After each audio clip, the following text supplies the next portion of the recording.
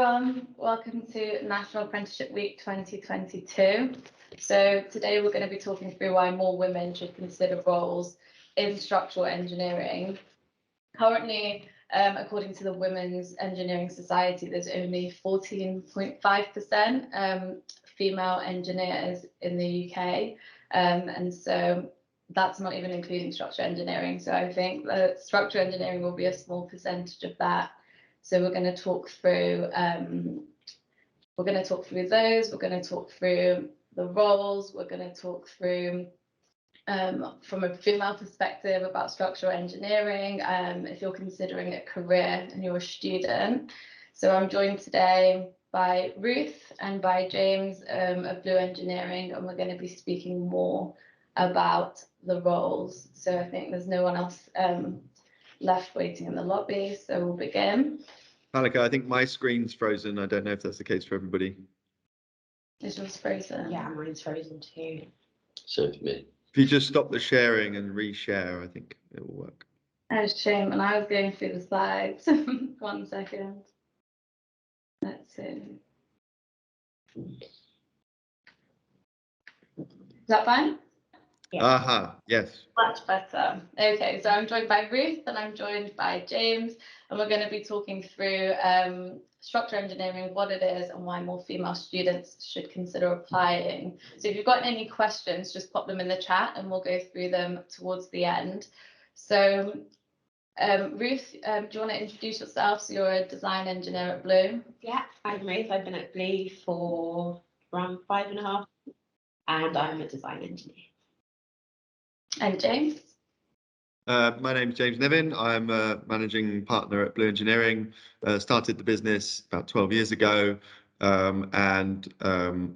it's the company has a big focus on apprenticeships and growing people in their careers, and something that has always been an issue has been trying to encourage women to be in the company, and it's something that we want to have more. I should probably talk about why a bit later on, but yeah, that's my intro. Yeah, we'll come to it. We will. So a question to Ruth and James. So Ruth, you've come through an apprenticeship scheme, and James, you've done structural engineering for 11 years with Blue Engineering. So what work is actually involved with structural engineering? What is a structural engineer? Ruth, Should I take it then? yeah. So from when I was an apprentice, I first started helping out with the drawings, understanding like the context of the different projects we worked on. So there was a lot of like draftsmanship, not of CAD work. And then I transitioned into doing more structural calculations. Now I understood the context of everything. I could apply that to my drawings, and then eventually full-time doing calculations as a design engineer. And you work mostly, I suppose, with architects, with contractors to make design structures for buildings, essentially, is the main part of the role. Yes, so lots of collaborating with architects and other members in design teams to find solutions for their problems. And at Blue, what's the what kind of projects do you work on? Me personally, I work on a lot of residential projects. We get a few nice quirky ones, but at the moment, like residential, like refurbishment, some new builds, a little bit of focus. Yeah. James, would you like to add anything?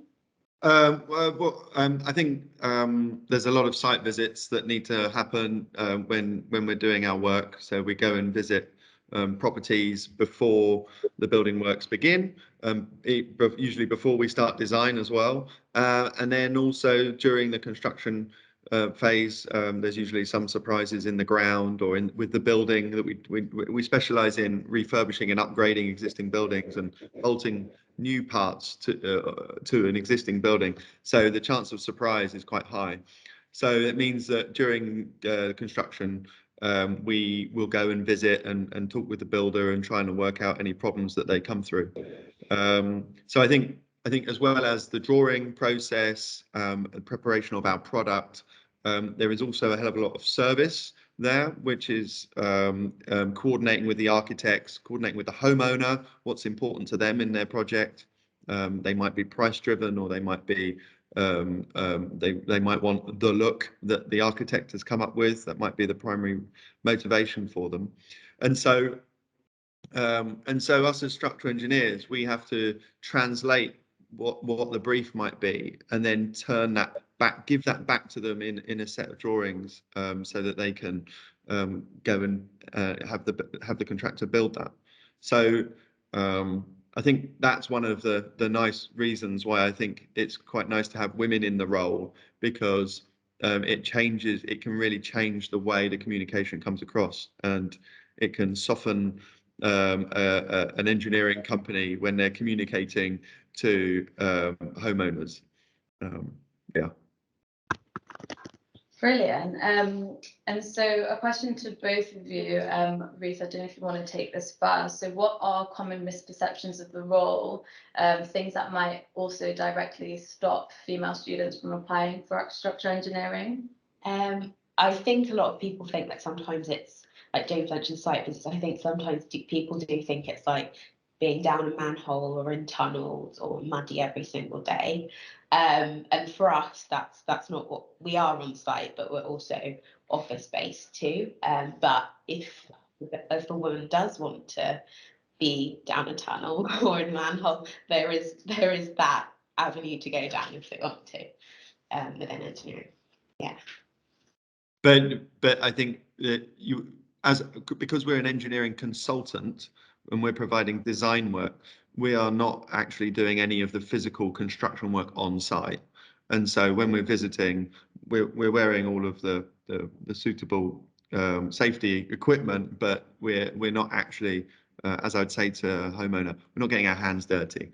We're just there to observe and take key measurements or something, and then we go back to the office and do our work.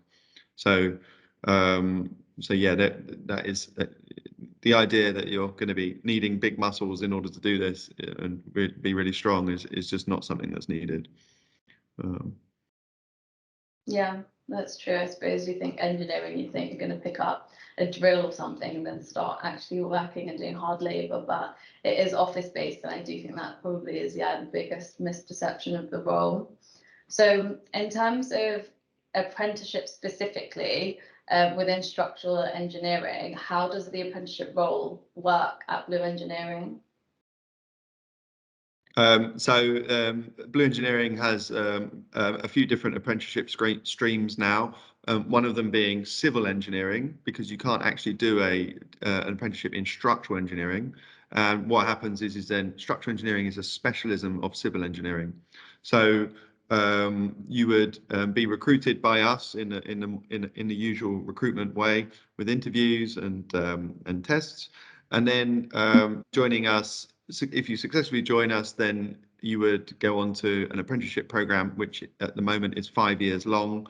You come out of that with a degree, and that is done by day release. So we're currently partnered with London South Bank University, who have their campus quite central to London. And 1 day per week you go to the university and you learn. And by the end of the 5 years, then you will have a degree.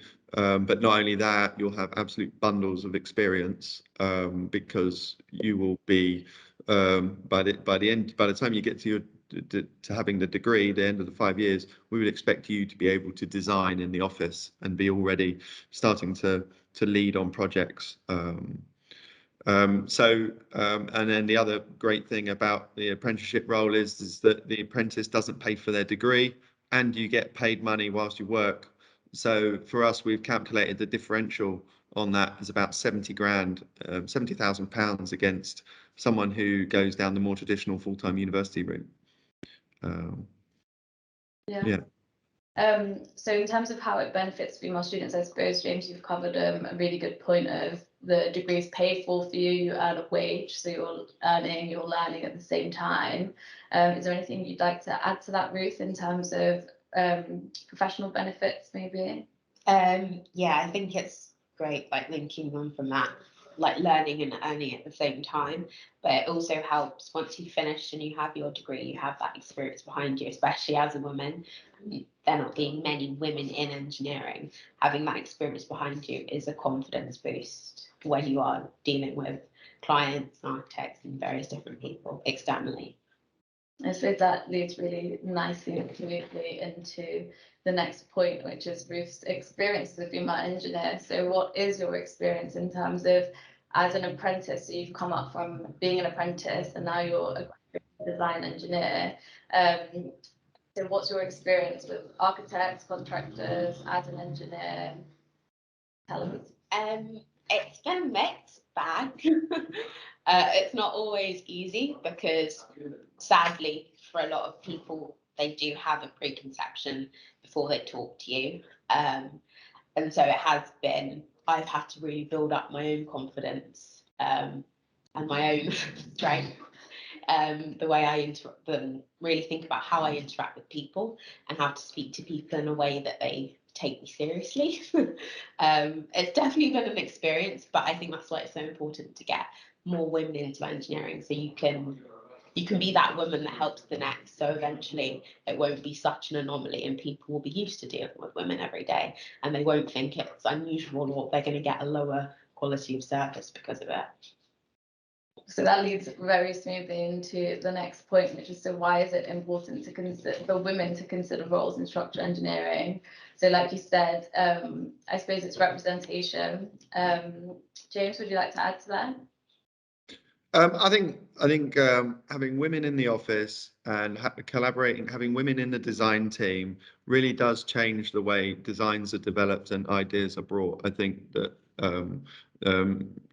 as a broad statement, women do think very differently to men and come at the problems differently.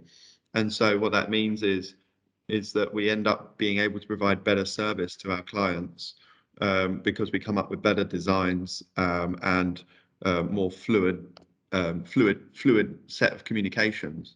I see that also with a lot of architecture practices. We work with a couple of hundred different architecture practices, and in architecture there are more women in that profession, and you can see the companies that solely are male dominated architecture practices tend to be a lot more steadfast with the design, and there tends to be more of a more quick to have an argument over something rather than just trying to work it through. And I think whereas with the architecture practices that are predominantly women, it's far more there's far more communication and toing and froing to develop a design and to overcome issues together. And so yeah, for me, I think it's great to have women coming into this industry. I think also a lot of women do come out being really good at maths, at physics, and those kind of STEM subjects. And a lot of the time, I think that they're turned away from engineering generally, not just structural engineering, because of the conceptions of their parents, and that in itself can be quite limiting, and reduce the number of people that apply. And to give a sense of scale on this, I mean, we have for the apprenticeship program, we have roughly 200 people apply each year. Sometimes it's a lot more, and the number of applicants is far lower than 10% are women, and that to me just shows, I think, that there will be more males that are being pushed by their parents to go into engineering, and fewer women are being asked to go down that route as well. So I think spreading that awareness to their parents as well is also important. The traditional doctors and doctor role or lawyer role is can take an incredible toll on someone's career and life, because it's such long hours, and the assumption is that you make excellent money in that. But I actually in engineering you can equally make as much money as that, and so it shouldn't be snubbed on the grounds of it not being high enough in the social status, I think. I suppose it opens up conversation maybe in the future for a wider narrative in terms of cultures as well, like ethnic minorities and how they're pushed for where they go forward. So yeah, it is a bigger issue. So, as in, do you want anything else to comment, Ruth, and why it's important for women to consider roles? I suppose changing the narratives are really big. Yeah, I think yeah, leading on from Jen, but I think it could be a really positive change. Like as you said, we all have very different ways of looking at things, and it really does help with innovation. It's important to be aware of it because it can affect the culture. I mean, I know our office compared to other offices where I have acquaintances that work and they don't have as many women, and there is like a massive difference in how they feel in the office and how they deal with clients. So I think it can be a really positive thing. Great, thank you, Ruth, and thank you, James. So I'm going to open up to the floor for any questions. So Charlie, are there any questions put forward?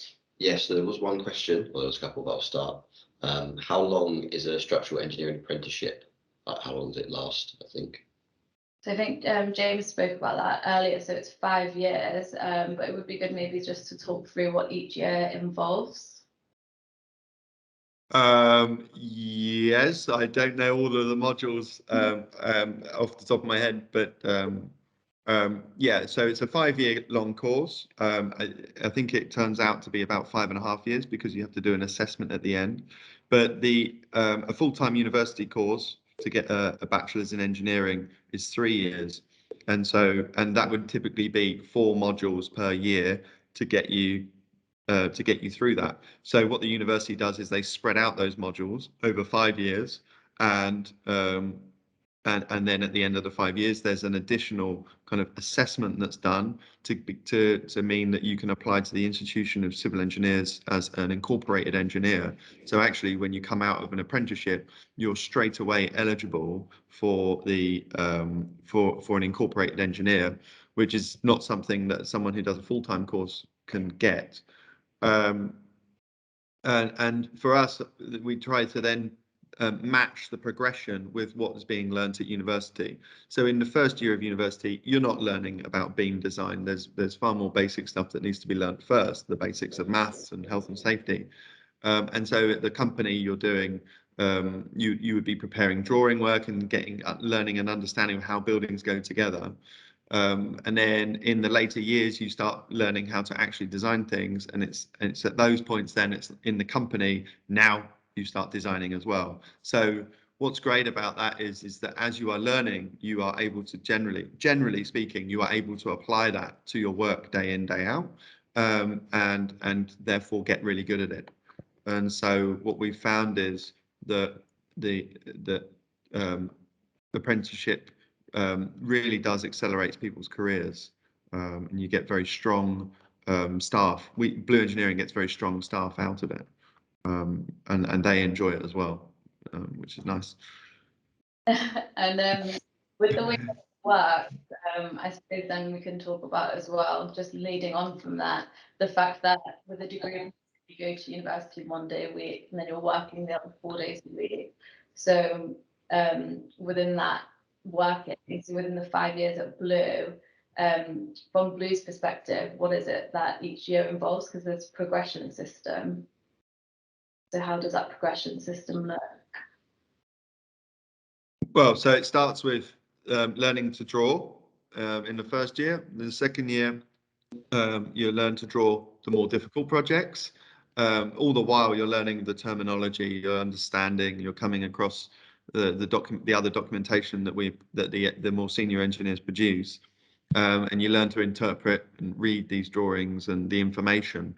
Then after that, then you move into the 3D modeling, mostly, where you would be building out the 3D models of a project, putting in the beams and loading them up. And then in the later years, then it's learning to actually design and take that and select which beam or how big the piece of concrete needs to be, or the reinforcement for that. And all the while, your integration into the design team is growing as well. So what's happening in year 2 or 3, you might be starting to email the architectural team, asking them for the latest set of drawings, or you've got a query on something, or something's not quite lining up, or you spot a mistake and you want to help work through that. And then in the very later years, you are running a project and communicating with the architect and preparing the design, and ultimately responsible for preparing a good quality design. And because now we've been running this for a good few years, we've built up this layering system. So it means the junior members of the office do have many people that they can go to get advice and to get help. And equally, that we try and encourage a mentoring system, so that the more senior apprentices help directly with the more junior apprentices, because they've been there before and they know what it feels like. It's good as well when you're going into a new job for the first time at such a young age. Naturally, you might feel a bit shy to ask someone a bit older, maybe, or management, certain questions. So it's nice to have that kind of peer relationship, to be able to openly just ask questions and just be comfortable. I suppose it's like a comfortability factor as well. Are there any more questions, Charlie? I think following on from that one quite well, actually, it says how old do you have to be to start a structural engineering apprenticeship? So at Blue, you can start apprenticeships from the age of 16. At Blue, we require you to be degree ready, which means that you've either got A levels or BTEC or an equivalent BTEC that's suitable in engineering already. So for the A levels, you need maths and physics, and as a minimum, and then and so typically people are 18, 19. Sometimes it's people a bit later in life, which is fine with us. And so yeah, 18 is the minimum. Cool. There was a question asking about qualifications, but James just summarised that. And then the last one was is there an application process, or what is the application process? Sorry, I'm assuming that's for Blue. Yeah, all the roles are advertised on our website. Yeah, so people can go there, they can see what the process is. It's quite rigorous. We have a lot of people running these jobs, but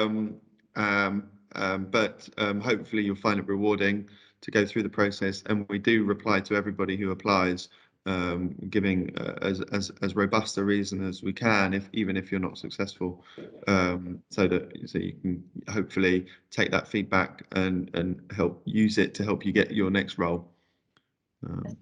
It's important to note that if you're doing a degree apprenticeship, and if you're applying for somewhere like ours, like Blue Engineering, you are actually applying for a job. So it's like an actual job application, and not just so everyone else that will be applying for uni will be doing university applications and all those kinds of things. So it is a process of applying for a job, essentially. Is there any more questions? Well, I have one for Ruth. Ruth, it was a couple of months ago, we had a contractor who was not very nice to you because you were a woman.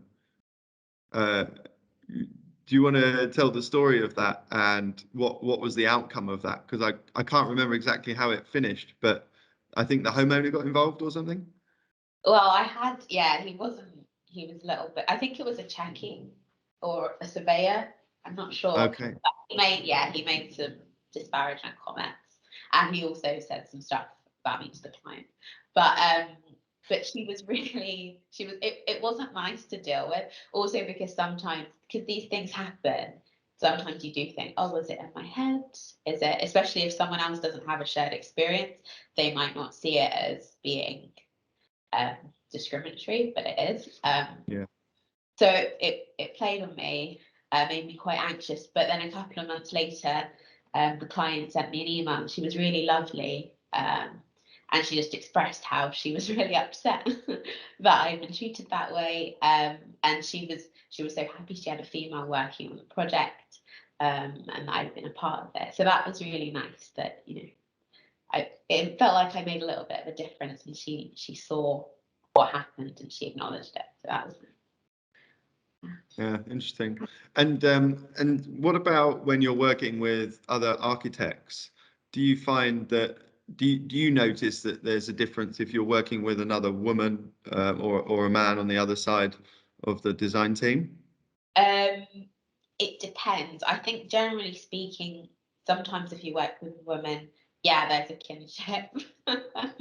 And the conversation is a little bit different. But then similarly, especially I guess with men that have females in their practice anyway, they're quite easy to talk to too, and they don't have they're easy to talk to. Yeah. Yeah, it varies. Great. Is there any more questions? Any more? Yeah. Great. Well, thank you so much for joining, and thank you for watching and listening to us speaking. And I hope that this is somewhat, if you're considering your career, this might help you choose structural engineering as a female student, whether it's apprenticeships or as an engineer. The video and the webinar will be uploaded to the website, so we'll email you a link when it's uploaded, and you can share it if you know anyone that might be interested. And if you've got any further questions, then you can get in touch with us as well. So thanks so much for joining. Thank you, Ruth. Thank you, James and Charlie. Thanks, everyone. Cheers. Bye. Bye.